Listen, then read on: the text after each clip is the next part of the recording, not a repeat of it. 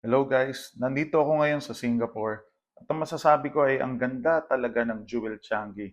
Every time I see this waterfall, napapahinto ako. Ang peaceful, ang refreshing, it's an amazing piece of human design that beautifully showcases one of God's greatest gifts, water. Pero habang tinitingnan ko ito, may naalala akong sinabi ni Jesus sa John chapter 4, verse 14.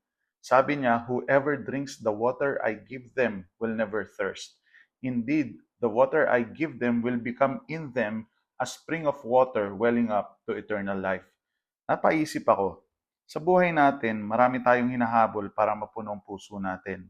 Success, pera, relationships, travel, achievements. Wala naman pong masama sa mga bagay na yon. In fact, they're blessings from God. Pero napapansin niyo po ba, kahit maabot natin yung mga yon, minsan parang may kulang pa rin.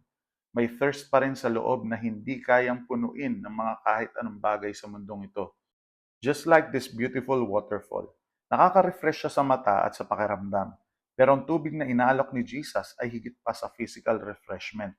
Siya ang nagbibigay ng living water, kapayapaan, pag-asa, kapatawaran, at buhay na walang hanggan.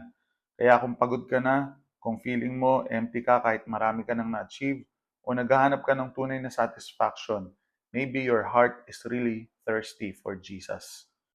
As beautiful as this place is, it's still a work of human creativity using the wonderful resources God has provided. Let it remind us not only to admire what people can build, but to worship the Creator who gives us life and every good gift. Ang Jewel Changi ay isang magandang paalala, pero ang tunay na living water ay si Jesus Christ. May God bless you today and may you experience the peace and satisfaction that only Jesus can give.